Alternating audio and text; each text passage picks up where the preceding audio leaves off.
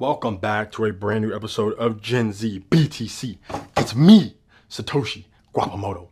And today I just wanted to talk about the importance of self-custody. I feel like this is something that's kind of being lost in the ether. We're so focused on MicroStrategy and Bitcoin's price and all this other stuff. None of these things matter if you do not hold your own keys. All right, this is extremely important. This is one of the main selling points. One of the great powers of Bitcoin is self-custody. Now, what does this mean?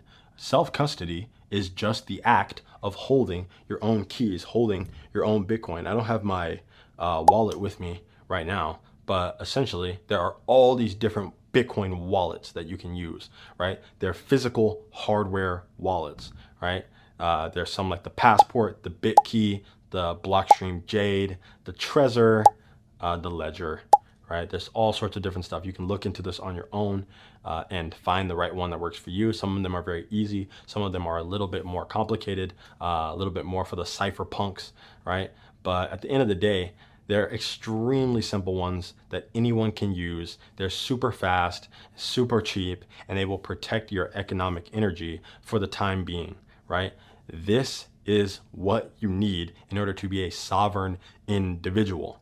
When you're not a sovereign individual, essentially what you're doing is you're trusting someone else to not screw you over, all right? And that trust has been breached so many times throughout history. What are some examples? Well, off the top of my head, 2008 is the biggest breach of financial trust ever in history, and that led to the Occupy Wall Street movement and all these different changes in regulation, because we essentially saw the bank take your money, they took your deposit, they gambled with it, right? They lied about it, they played with your money, they said that they had it, they lost it, the bubble burst, all the money's gone, you try to go withdraw, and they tell you, hey, we're closed. And they never open their doors.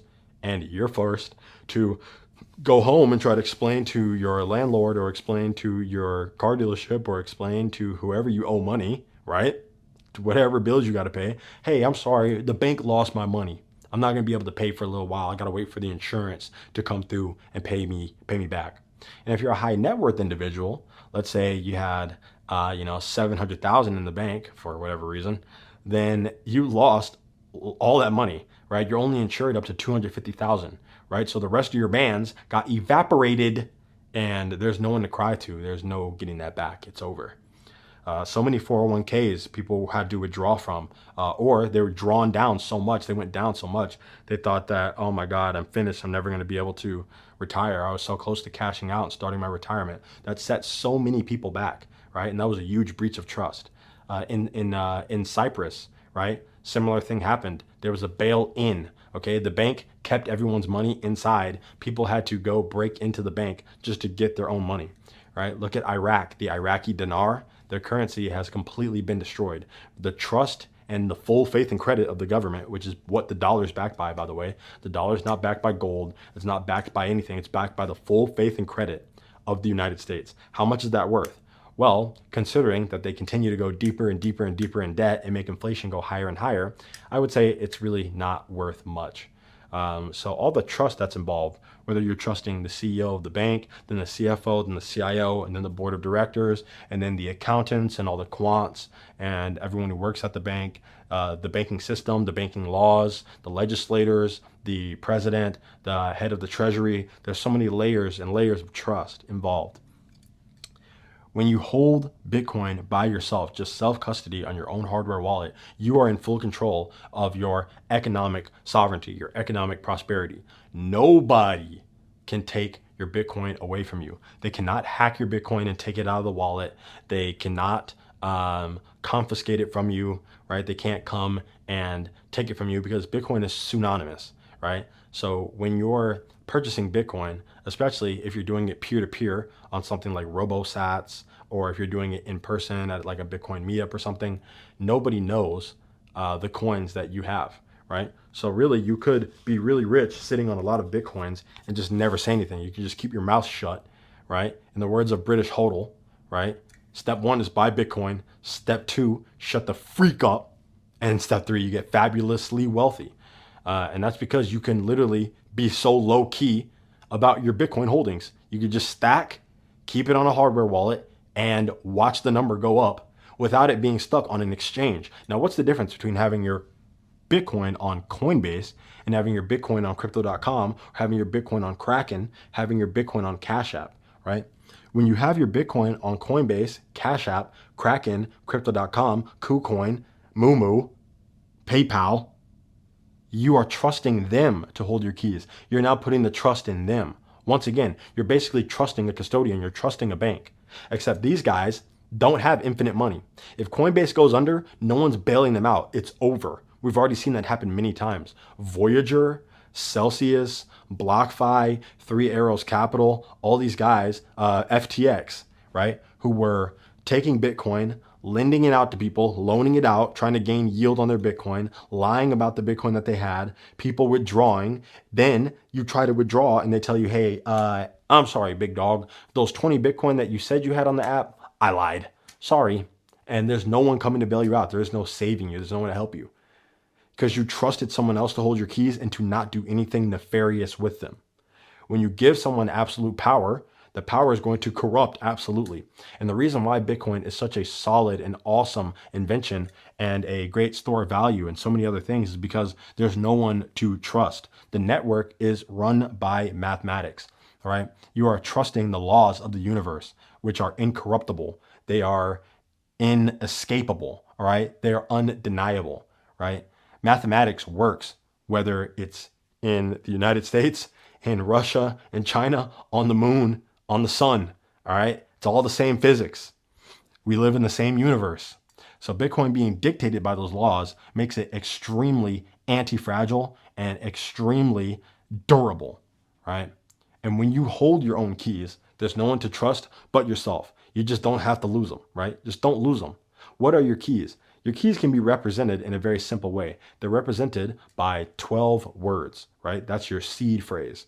Your seed phrase is your Bitcoin, right? The seed phrase is the Bitcoin. So if you memorize your seed phrase, you could sneak into another country or leave your current country if you have to, go somewhere else, find an internet connection, get onto some sort of Bitcoin wallet website, whatever you got to do, and you can insert those 12 words and you will get all your money given to you right there on that screen for you to send and transact however you'd like, right? That's why Bitcoin is a bank inside your brain, right? Extremely powerful. That can only be done if you are holding your own keys. That can only be done if you have self-custody. That can only be done if you are a sovereign financial individual, right? If the United States, for whatever reason, someone gets into power and they start persecuting people who look like you, and you can't take your house with you, and you can't take your car with you, and you can't take your business with you, and you can't take your bars of gold with you. Try to bring bars of gold onto a plane, right? Big satchel, right? That's not going to work. Big satchel of coins, of gold coins or silver coins. It's not going to work. Probably going to take that from you, right? Because they're going to be like, what is this guy doing? Okay, he's got $200,000 worth of rare metals. Take him to the side, okay? Put him in the side room. We're going to interrogate him, all right? Random inspection. So self-custody is really the best way to go if you can do it, right? Super easy to do. If you're 90 years old, maybe self-custody might not be for you, okay? Unless you're a tech-savvy 90-year-old, then I say go for it, right? But if you have a hard time sending an email, then self-custody is probably not for you. If you're 7 years old, 6 years old, self-custody probably, not for you. But everybody else in between that range, I would highly recommend self-custody for individuals. It is the best way to store your purchasing power and not get locked out or lose your value. Also on things like Coinbase, there's going to be days where Coinbase is completely blacked out because there's too many people using it, the servers crash, and now you can't buy and you can't sell. You're going to be panicking, watching the price go crazy, while people who have their money in self-custody, they have nothing to worry about because they hold the keys to the network. If there's a bunch of bad news about Coinbase going under the same way that Voyager went under, people who have self-custody will have no reason to worry. The same way, if you had all your money inside of a vault in your house, inside of a giant, bunker in your house, you wouldn't worry about, oh, well, the bank is crashing and no one's able to cash out. Oh, that's perfect. I have all my money in my house. I have all my money in my house. Well, isn't that a bad idea? Couldn't someone come rob you? Again, you can just be low key about your holdings. Don't say anything. You don't have to brag to everyone that you have Bitcoin. You can just hold it and be low key. Even if they did, by the way, no one can take your Bitcoin. You can give it to them, but they cannot take it from you, right? If someone comes into your house and they're like, oh, give me your Bitcoin or else, there's really nothing that they can do. If you don't tell them the keys, they can't get it. If you have a vault in your house and they know where it's at, and then they pop you and take the vault, then they're gonna crack it open and take the gold. That's just how it is. If you have a bunch of money under your mattress and they see you laying in bed, right? They wake you up and they're like, hey, thanks for the money, dork. Boop.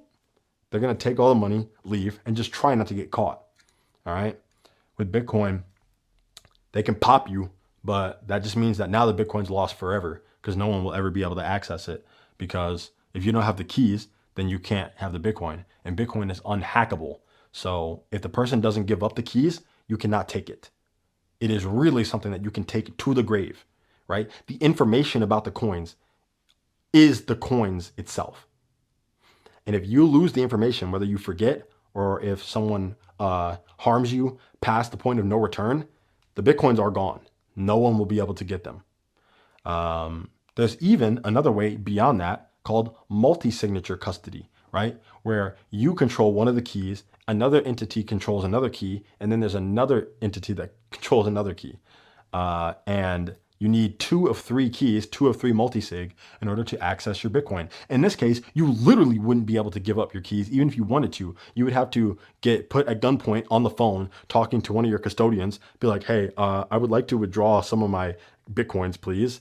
And at that point, that's just a lot of work. No one's going to do that. So there are multiple ways to self-custody. Find out the way that's best for you. You could do 3 of 5 multi-sig, 2 of 3 multi-sig. You could just do single sig, right? Just have your own wallet in your house. Just own it by yourself. No other custodians involved. There's plenty of ways, but it's up to you to do that research. I'm just here to get you started. I'm planting the seed so that you can grow on your journey. And if you enjoyed this video, make sure you like, comment, and subscribe. Share it with someone who might find it interesting or who also agrees that self-custody is really important, or someone who disagrees. Maybe after watching this video, they'll have a different perspective. Let me know in the comment section what you guys want to see next, and make sure you continue to stack sats or die trying. This has been Gen Z BTC. I'll see you on the next one.